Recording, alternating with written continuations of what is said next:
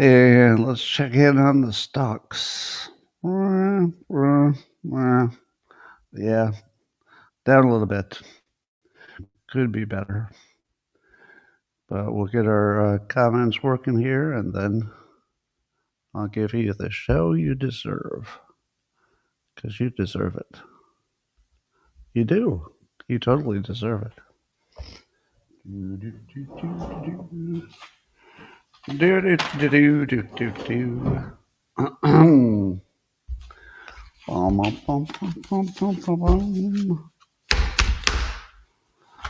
Good morning, everybody, and welcome to the highlight of human existence. It's called Coffee with Scott Adams, and you've never had a better time. But if you'd like to take this experience up to levels that nobody can understand with their tiny, shiny human brains, all you need is a cup or a mug or a glass, a tank or Chelsea, stein, a canteen, jug or flask, a vessel of any kind. Fill it with your favorite liquid. I like coffee. And join me now for the unparalleled pleasure, the dopamine hit of the day, the thing that makes everything better. It's called the simultaneous sip, and it happens now. Go.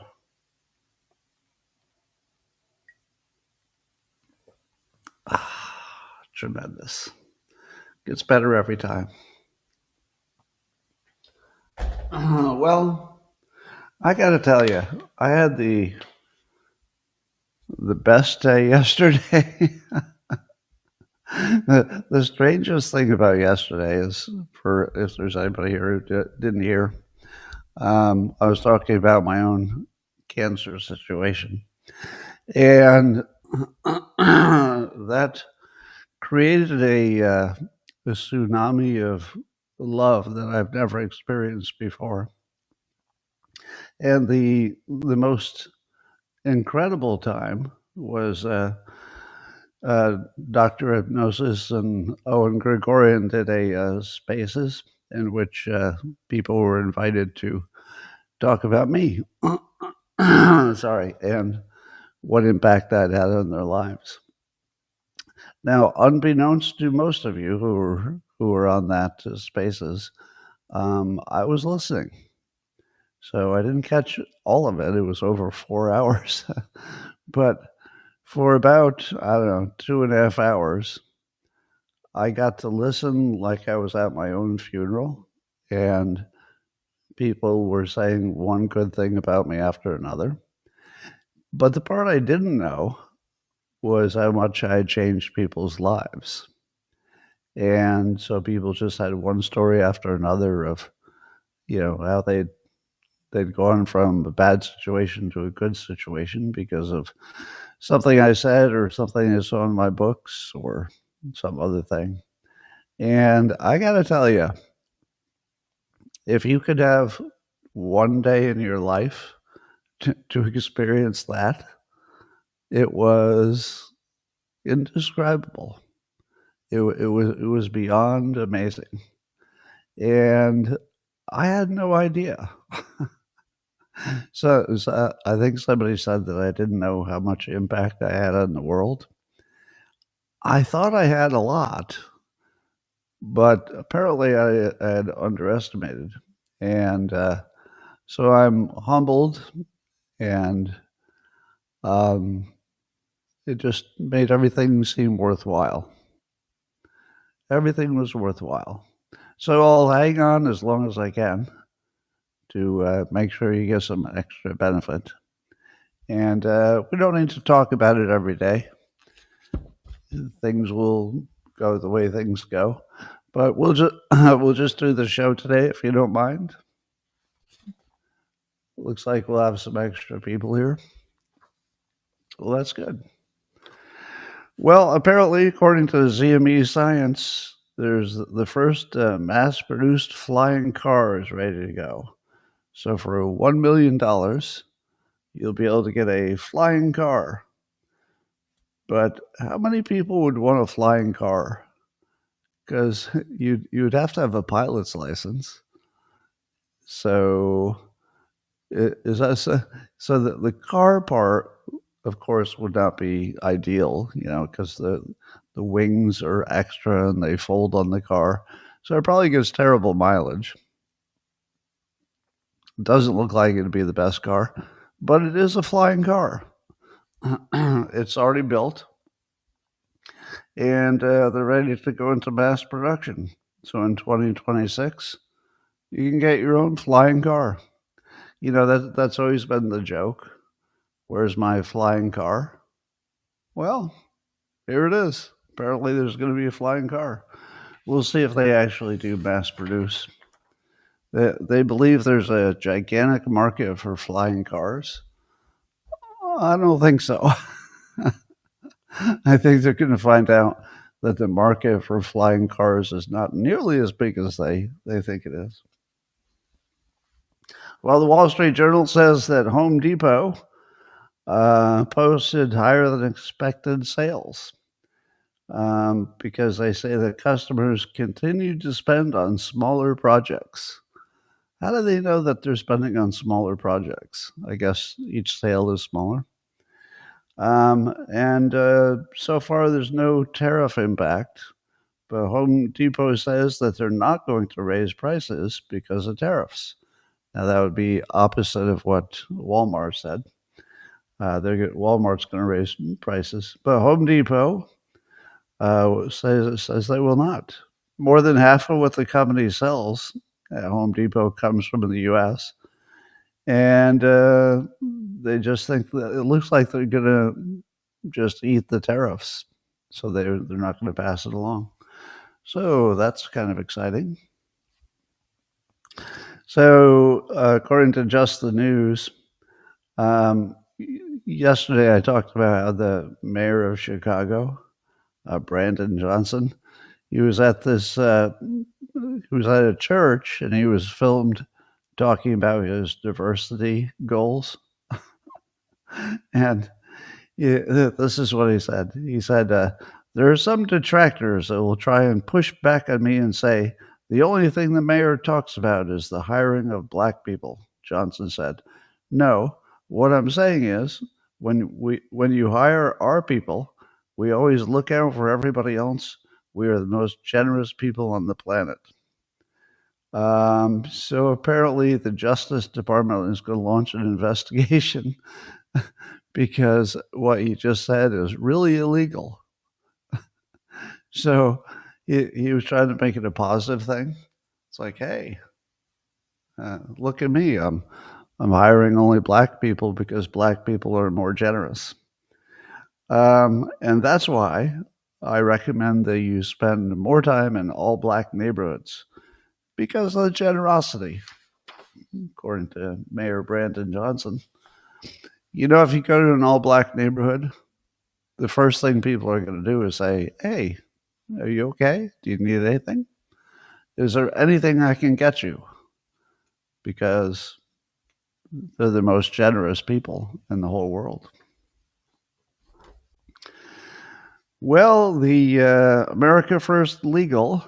Now, do you know who that is? America First Legal. I think Stephen Miller was behind this, but I felt like the Republicans were sort of unarmed with all the lawfare. But now the America First Legal, which is a bunch of lawyers who go after things that Republicans want to go after, is just doing an amazing job. And right now they're going after Letitia James. And they filed a formal bar complaint with New York State Grievance Committee. Now, how many of you knew that there's a New York State Grievance Committee? Did you know that? There's a New York State Grievance Committee. Who needs a grievance committee? Well, I guess New York. Anyway, so the idea is they're trying to get her disbarred because of allegations of mortgage fraud. Now, the mortgage fraud has not been demonstrated in court, so she doesn't have any kind of a legal finding of that, but that's pending. And so I wonder if that's enough, but apparently there is some history that if you're a lawyer and you do some mortgage fraud, you do get disbarred. So New York has historically disbarred attorneys who engage in mortgage fraud. So the odds of this turning into a disbarment are fairly good. The only thing I don't know is if they're going to wait for the courts to actually rule on it. It seems like they should wait for the court, but maybe they don't need to. Maybe if you're the bar, you can just say, "Well, we see the same thing that they would present in court, and it looks bad to us."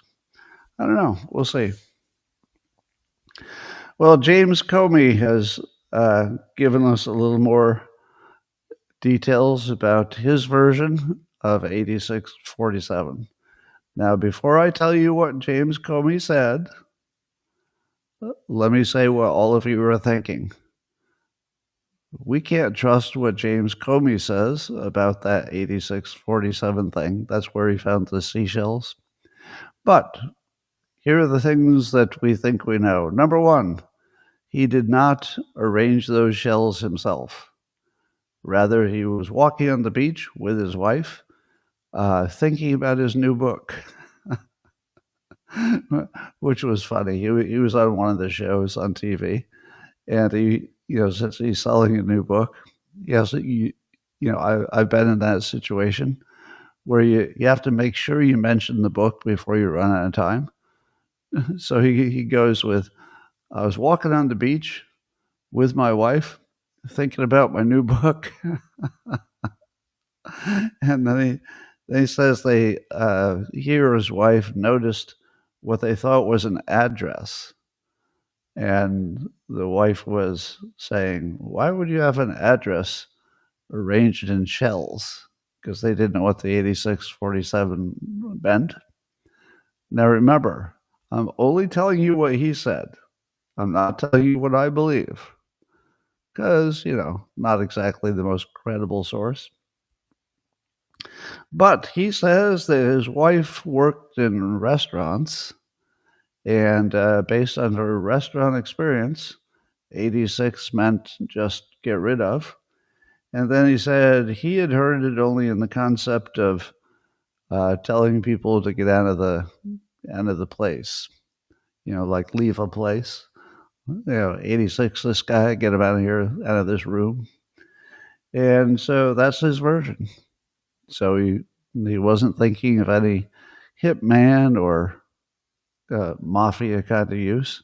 He was just walking on the beach with his wife, who worked in a restaurant. Now, I went to Grok and I asked if there's any evidence she worked in a restaurant, and it said, not really. But of course, that wouldn't necessarily be on your resume or anything. So we don't know what's true, but we know that's his story, and he's going to stick to it. Well, as I've said to you before, Trump is the best naughty talker of all presidents ever. The things he gets away with, and I think at this point he's just having fun with it because he doesn't have to get elected again. So Trump says stuff that no president should ever say. So here's his latest one. He was talking to some smallish group indoors. I don't know who it was. And he was talking about how in his first term, he arranged that the United States would get the World Cup and also the Olympics. And then he realized that he wouldn't be president when that stuff happened. And he thought, oh man, I'm not going to get the credit for getting the World Cup and the Olympics. And then he said, and this is a direct quote, and then they rigged the election. And then I said, you know what I'll do? I'll run again and I'll shove it up their ass. And that's what I did. I'll shove it up their ass.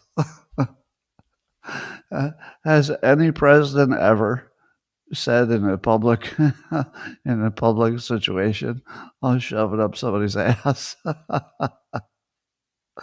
That's why we love him. All right. Well, there's more drip, drip, drip from this new book by Jake Tapper and Alex Thompson.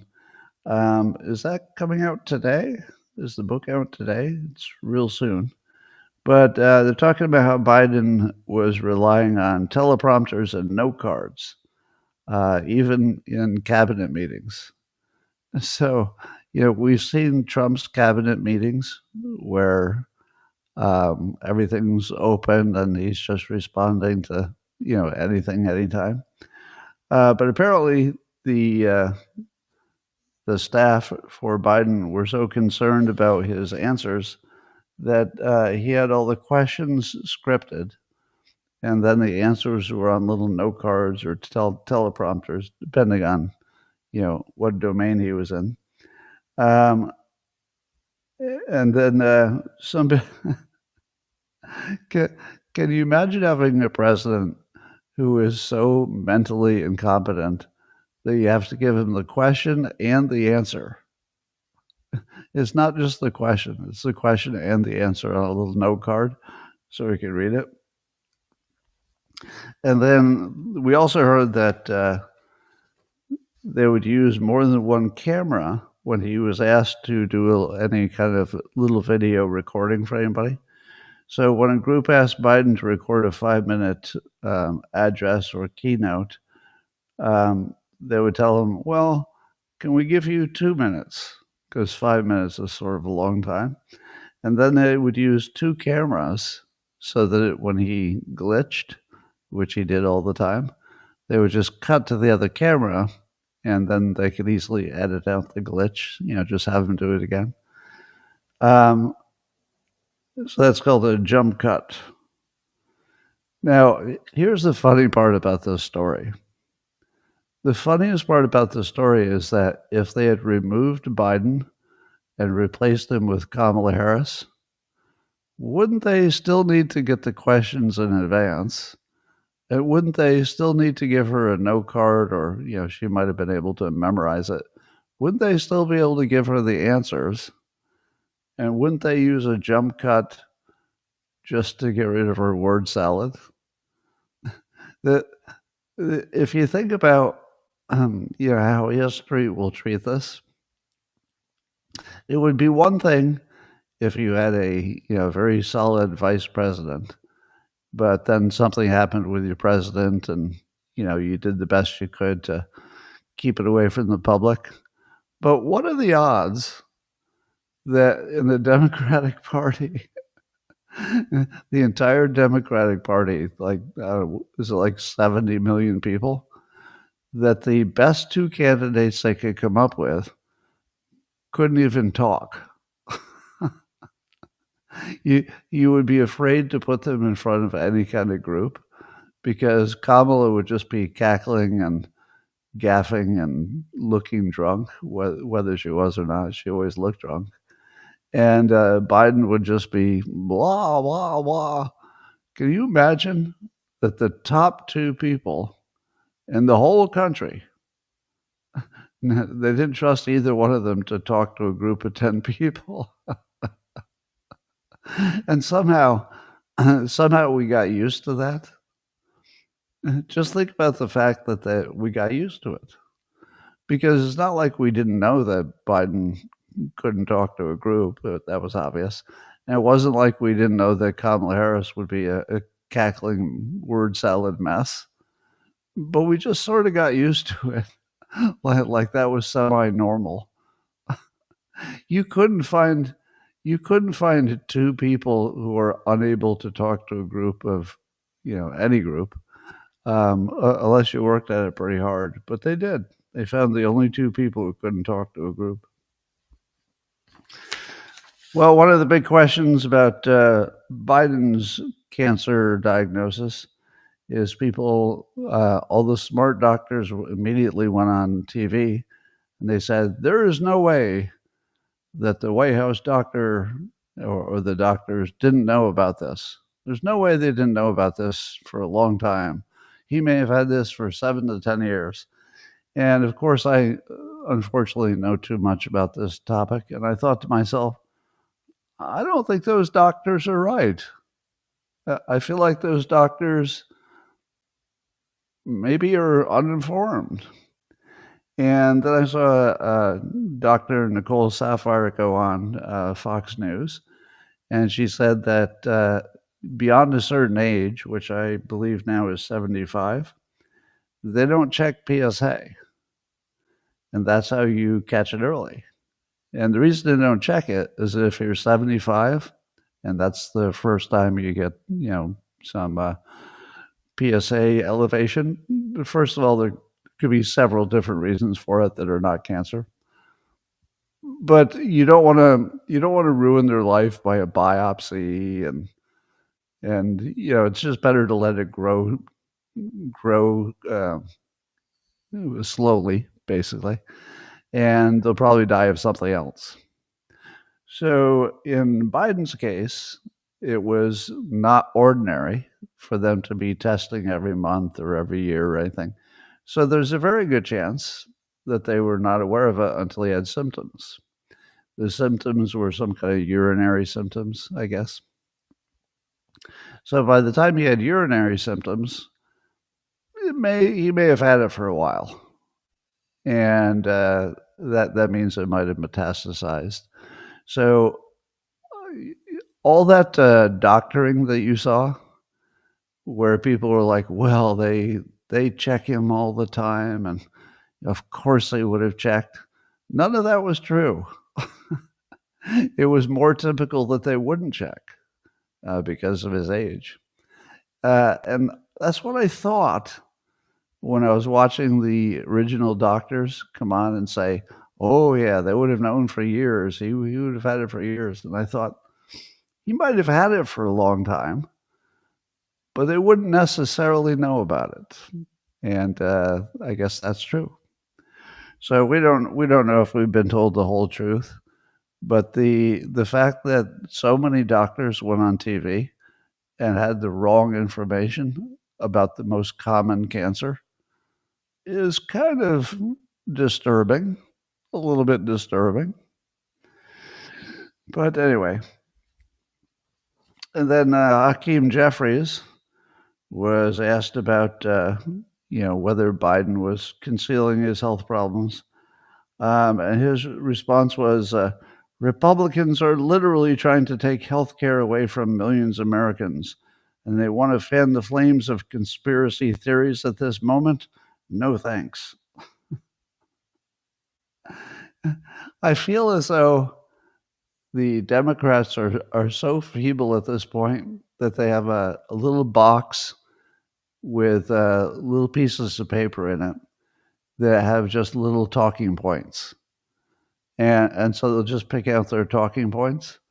It's like, Hakeem Jeffries, what do you think? Was Biden hiding his situation? And then he'd like reach into the box and he'd take out a piece of paper and he'd say, the Republicans are trying to take away your health care. And then he'd pick another one and say, it's a conspiracy theory. It honestly just feels like he's randomly saying things. I guess this came pretty close to being, on target, but it doesn't even feel like he's thinking. It's just like he's randomly picking statements out of a box or something. Well, in other news, Alanis Morissette, famous singer, according to Laura Loomer and her investigation, she had a scoop on this.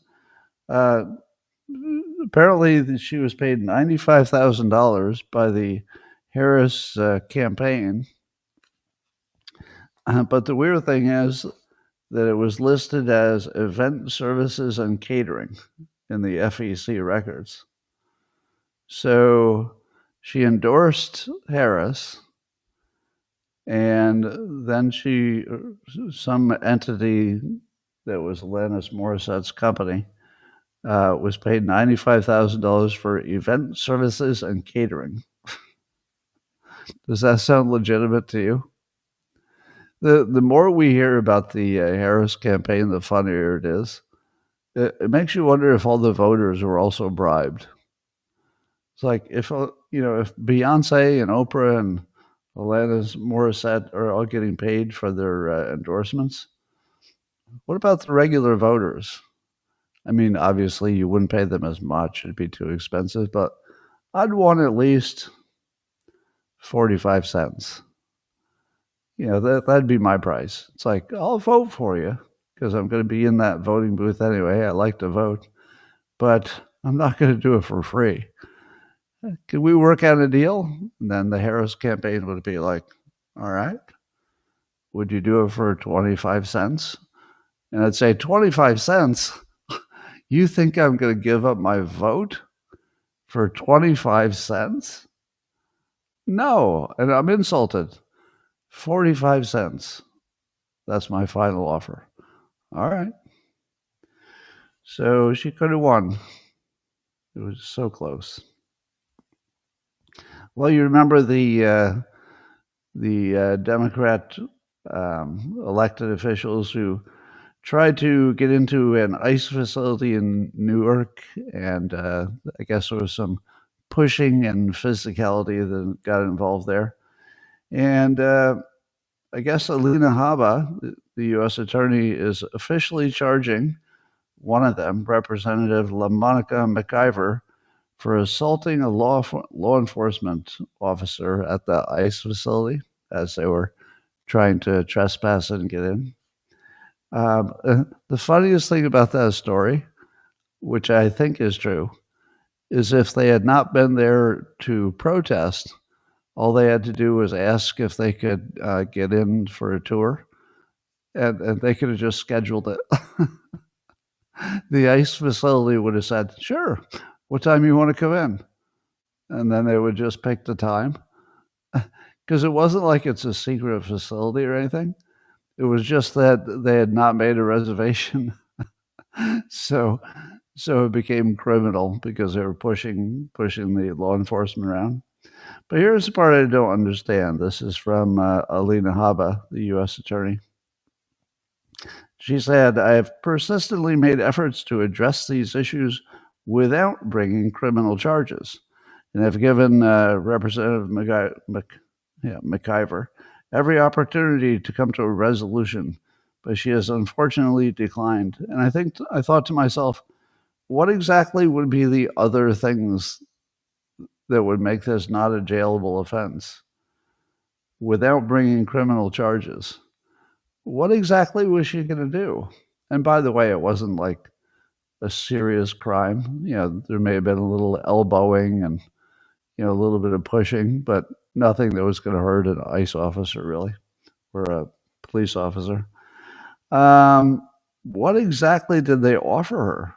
That if she apologized? So there's something weird about that story. Anyway, according to a Harvard-Harris poll, for the first time since July 2021, a majority of Americans rate the economy as strong. How many of you rate the economy as strong, the American economy? Why would you rate it as strong? We have this crushing debt and no real way to pay it back. We don't even have an economy. We barely have a survivable temporary situation. We don't have an economy. An economy would suggest that it could keep on running the way it's going. Ours can't. We might have a few years, and then the runway is done, and then we all have to become cavemen or something. But with crushing debt, I think people just don't understand enough about the economy. So whenever you poll people and ask them if the economy is strong, it's sort of like polling people and asking them, hey, is this the right way to design this microchip? And then the citizens are like, well, I don't know too much about designing microchips, but it does look right to me. Now, what would be the point of asking the public something they couldn't possibly understand?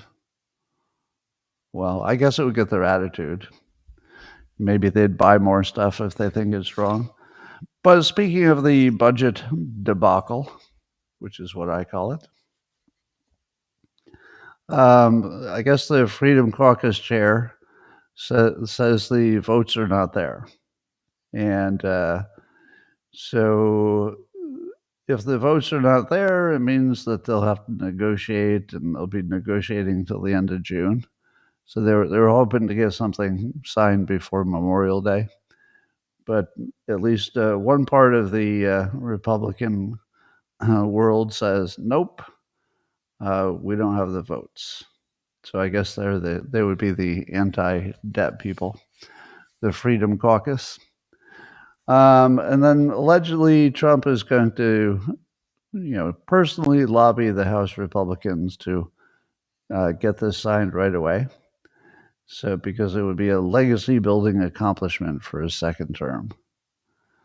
Do you think it should be signed if they haven't meaningfully reduced the debt? I just don't think they should sign it. It feels like there has to be some kind of guardrail or penalty or benefit or something to get the Congress to do the thing that they should do, which is reduce the spending, as hard as that is. But unfortunately, we don't have a system in which the Congress can do that. Because if they even reduce the spending for something that only 10% of the public cared about, that would be enough to lose the next election. So it looks like there's nothing that will ever be done. And we will just cruise into this total deficit death spiral. So I don't know. Something's got to give. We'll see. According to Breitbart News, there's a poll that says majority of American voters say that lowering the cost of living should be Trump's top priority. Now, what they're thinking is they want the cost of eggs and gas and rent and stuff to go down, which would be hard for a president to do, except for, maybe doing things that lower inflation a little bit. But I still think we're going to have to do something that's more structurally radical.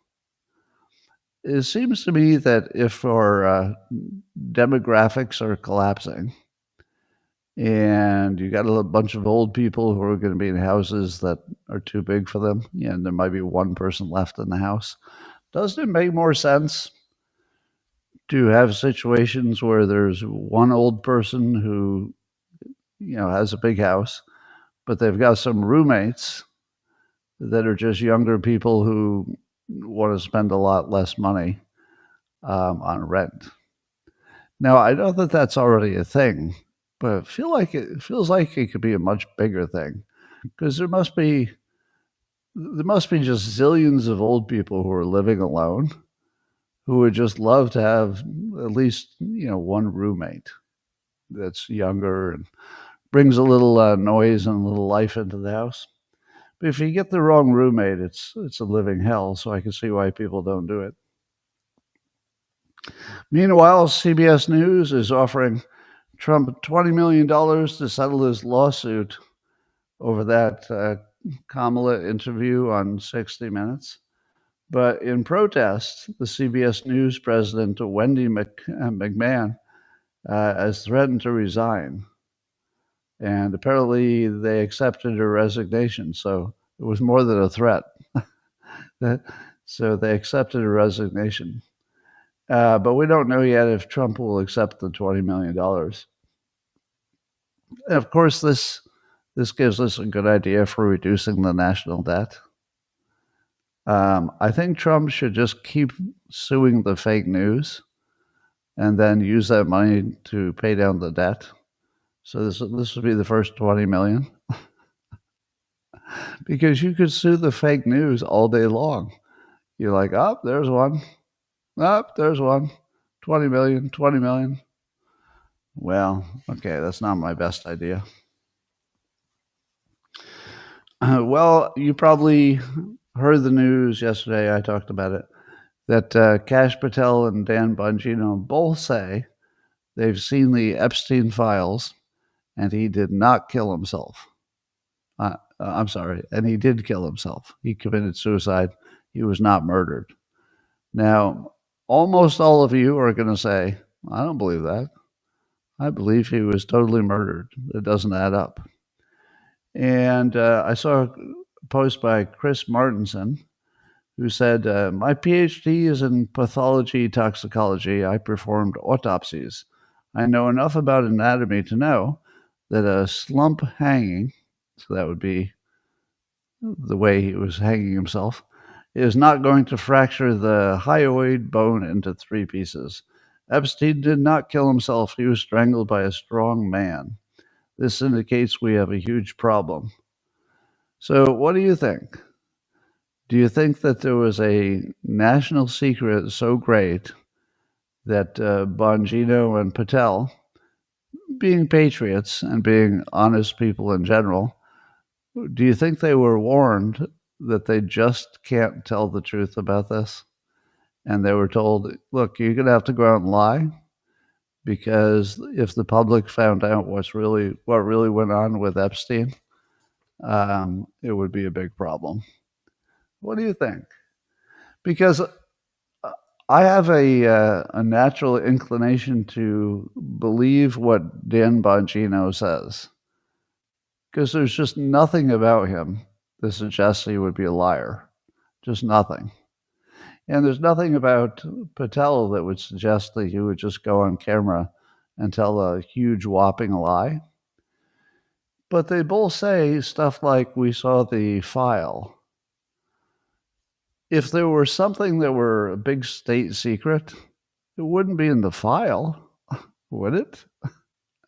It seems like the only way this makes sense is if, somebody dark from the dark part of the government tapped him on the shoulder and said, here's the deal. You really can't tell the public about this Epstein situation. We can't tell you who killed him. You can't tell them what Epstein was up to. The only thing you could do is comment on the files. And the files say that it was a suicide. And the files say that he was just having lots of parties at the house. And he wasn't working for any intelligence operation. Do you believe that? That he also was not working for any kind of intelligence operation? Because I think that's the official story, right? We all assume that he was working for at least one intelligence agency, but maybe not, or at least that might be the official story. So I don't know. The fact that Kash Patel and Dan Bongino are both patriots suggests that if somebody said, for the benefit of the country, you're just going to have to lie about this, that would be enough for them to lie. Because if they knew it was for the benefit of the country and it was a really big deal, well, you'd lie too, if the right people ask you to do it. So I think they're both honest, but in this specific situation, there might be some national interest or a safety situation that caused them to be a little less than accurate, let's just say. Well, according to Newsmax, the Supreme Court has backed Trump on ending the temporary protected status for 350,000 Venezuelans. So apparently there were a whole bunch of Venezuelans in the country under a TPS program. TPS sounds like something from that movie Office Space. But anyway, the TPS program was designed so that people from a country that's stricken by war or natural disasters or other catastrophes could come into the United States and work. But that made it hard to deport them. So now the Trump administration got the vote from the Supreme Court so they can deport them. A lot of them found work, so I'm not sure that they're the dangerous ones. It's not like they're the gang members. But have they found all the gang members? I don't know. I feel like feel like maybe they're just getting ready in that one. Um, did you know that in the recent dust-up between India and Pakistan, apparently India is accusing Pakistan of working with China for their targeting. So allegedly, China was providing for Pakistan real-time satellite data and radar tweaks and eyes on the troops, and more than just weapon sales. Um, so that's bad. So that would put India on a war footing with China if they took this seriously. We'll see if they do. But yeah, China's backing Pakistan. U.S. is backing India, probably directly or indirectly. So that's dangerous. There's a story in the New York Post about one of the big AI founders, Sutskever, that's his last name. Anyway, he's one of the OpenAI co-founders, and he wanted to build a doomsday bunker to protect the company's scientists before an artificial general intelligence is released. What do you think of that? Is that telling you that AI is more dangerous than they're telling us? If the person who knows the most about them wanted to build a doomsday bunker to get away from the AI that they were developing, and would a bunker be the way to escape from AI? I don't know. But here's what I can add for context. Rich people, or people spending other people's money, they would be spending the company's money, are not like the rest of us. Um, and in this case, I would not be rich enough to build a doomsday bunker for myself. So if you were a multi-billionaire, or your company was willing to spend the money on your behalf, if you said, well, there's only a 1% chance that I'll need a bunker, well, you don't care. If you're a billionaire, you can afford a bunker, and if it makes you feel better, doesn't matter if there's a 1% risk. But the rest of us wouldn't we wouldn't do something for a 1% risk. So it doesn't really tell you that AI is that dangerous. It's more a comment about rich people who have too much money and they can build a bunker and you can't. So I don't get too worried about rich people building bunkers, because I think rich people have been building bunkers for 50 years, right? And they haven't needed them yet. So it's probably not so much about risk as it is about people who have a lot of money. Well, Spain is having another problem. You know that they had that big problem with losing power to a bunch of places in Spain. Now, according to the Daily Mail, they're losing all their telecom at the same time. So not even just one entity; it's a whole bunch of telecom entities. So they're losing their internet access and their cell phones all at the same time. And the official explanation is that they were doing a network upgrade. Do you think that a network upgrade took out every company that provides cell service?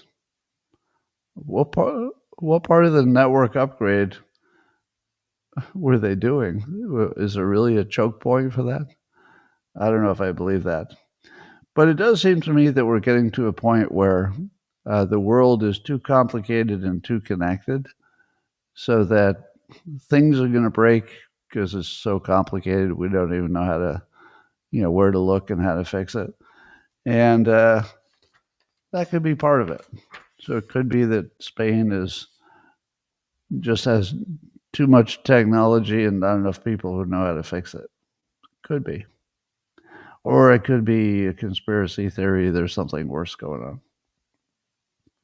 Well, it seems to me that whenever I read a story about China, it's about some amazing thing that they're getting ready to do.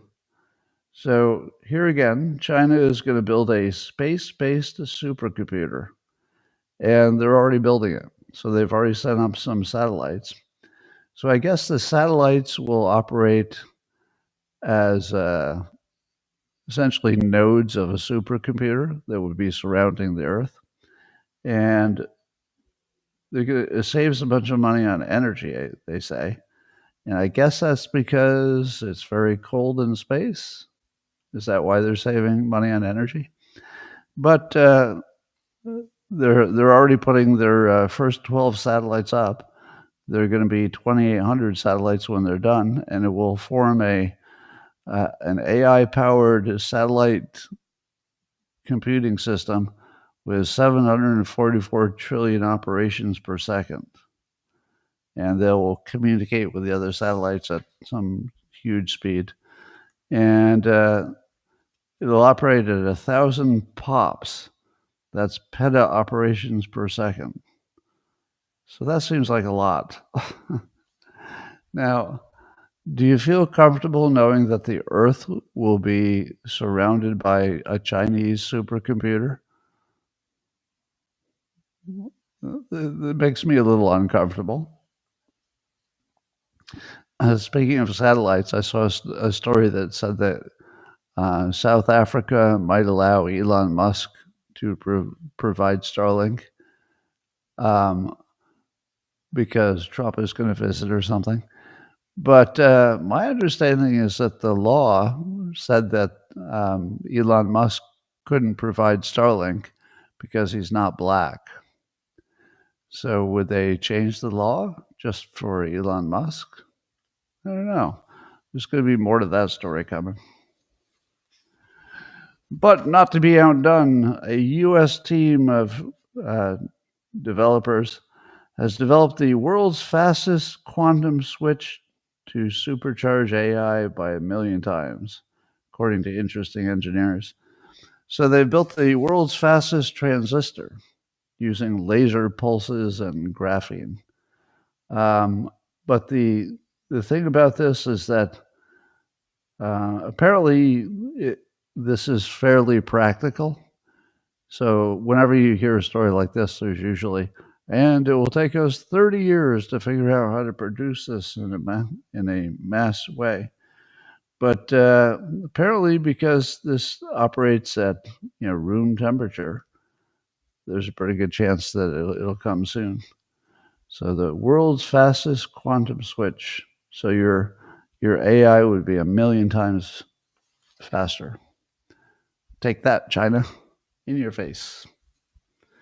And that the path to commercialization is already underway because the transistor works in normal room conditions. So it won't be that hard to make it, apparently. Well, and then China, not to be outdone, has a new battery technology where you can charge it in 5 minutes to go 450 or more kilometers, according to interesting engineering. So, I read you a story every day about battery technology working, but this one's already done. So this is not future and it's not in the lab. They're actually demonstrating this now. So they can make a battery that will have 450 kilometers in just 5 minutes of charging. That's pretty good. According to Breitbart News, the Russian economy is plummeting after Trump took office.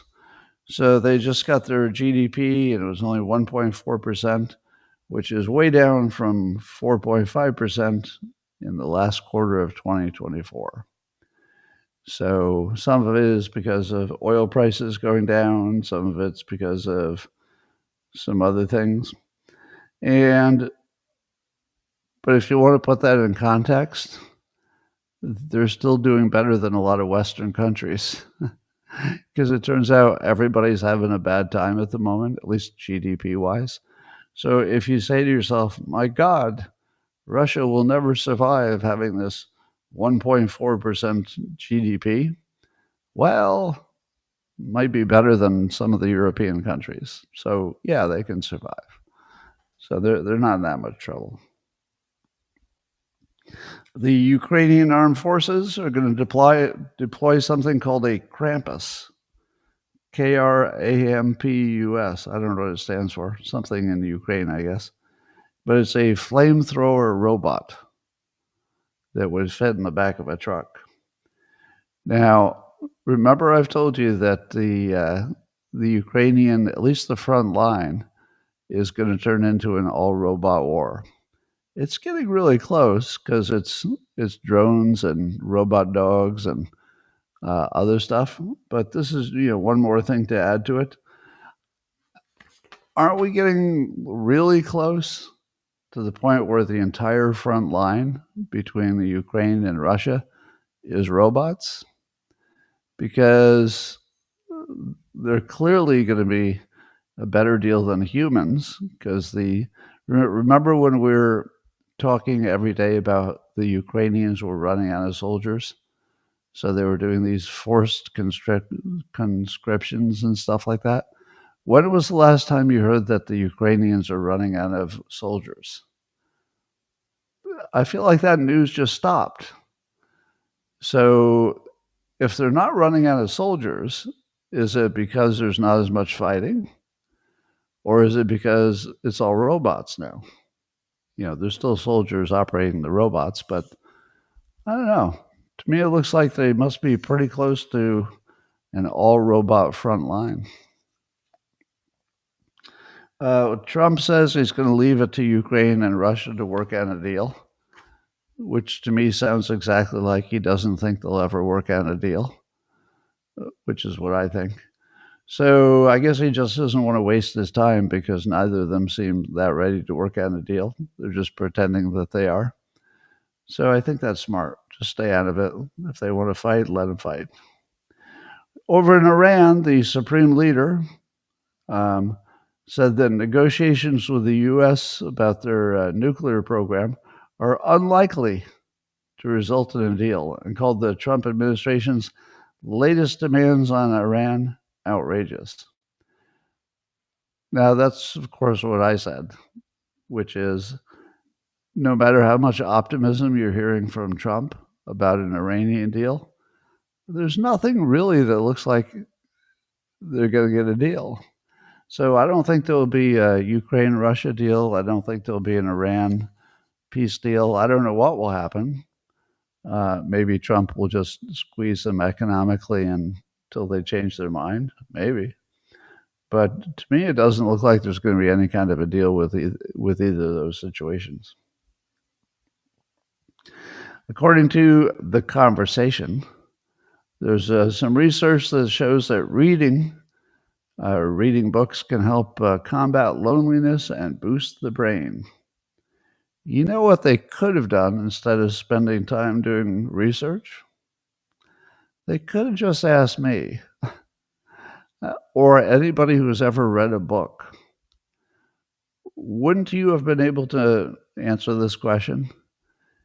Don't you find that if you read fiction and there are characters that are well developed and they're there all the way through the book, don't you feel like you're spending time with the characters? That's why books work. The entire reason that a book works is that you're drawn into the situation as if it's real without, it's not real, but you still get some of the feelings of reality. So this one's kind of obvious. Yeah, reading would, of course, be good for your brain. But yeah, of course, it would make you feel less lonely if you liked reading. Makes sense to me. Meanwhile, Foxconn, the company, is testing a nursing robot, a neurobot. And the only thing that the neurobot will be able to do will be the easy stuff. So it's not going to be putting thermometers in your butt or anything like that. It'd only be doing things like ferrying medication and samples around the hospital. But Foxconn has a feeling that they can really lower costs by these robots. I don't know. If the only thing the robot can do is carry medicine around, I'm not really sure these are useful robots. I remember I keep telling you that we don't seem to be close to the point where a humanoid robot can figure out anything new. Like it'll only be able to do the narrowest little functions, whatever you teach it to do, and it's never going to be able to do something different. Like if you train the robot to ferry medicine around, even though it would be driven by AI, you're not going to be able to say, oh, there's a spill by bed number 13. Can you go clean up that spill? If it's never been trained on that, it won't know how to do that. That's what it seems like to me. So I don't know how close we are on any of that. According to Neuroscience News, inflammation in the brain can trigger repetitive behavior. So basically, OCD might be. So they've only tested this on mice. But they can get the mice to act like they have OCD by giving them some brain inflammation. But then they give them a drug that's already FDA approved for humans, I guess. And it takes away the inflammation, and then the behavior of the mouse changes. So remember when you believed in free will, and then you found out if somebody gives your brain a little inflammation, that you turn into a completely different person, and suddenly you have your OCD. At least the mice do. So, no, I don't think we have free will. I think there's just cause and effect. But maybe.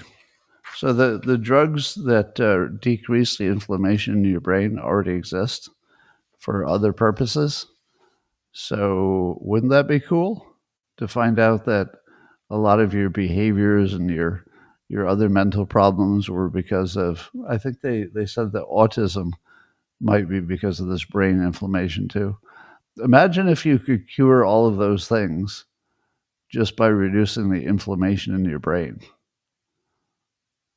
You know how RFK Jr. is talking about all these chronic problems that kids have that were not problems when I was a kid? I wonder if it's because the environment and the plastics and the poor food is causing kids' brains to be inflamed, and that suddenly they have more OCD and they have more ADHD and they have more autism, and it's just brain inflammation. Could be. You never know. All right, people, thanks for joining. What I heard yesterday when I was listening to the very long spaces is that a lot of you are listening to my show not for the content at all, but rather you like the feeling of essentially having a friend. And I didn't realize that, but apparently I'm filling a bunch of holes. For some people, I'm like a father, which I enjoy. And for other people, I'm like their friend that they get to talk to once a day, which is one of the reasons I'm here every day. So you always have at least one friend. And some of you say you're just hooked on the simultaneous sip, but I think you're more hooked on the friend part. And I heard a number of people comment that when you listen to my show, it's more like one person talking to you. And I do that intentionally. And it's the reason I do it live. Others have suggested, why don't you record the show and then just play it when it's time? And I thought to myself, that would feel so dead. Because right now I'm sort of continuously monitoring your comments. So to me, it's like a conversation. So even on my end, it's like you're talking to me, and then, obviously you're talking to each other too. But to me, it's like a real conversation. So if that's what you get out of it, that's what I'll try to make sure you get out of it. All right. I'm going to talk to the beloved people on Locals privately. The rest of you, thanks for joining. And I will see you same time, same place tomorrow. But locals, we're going to go private in 30 seconds because you're special.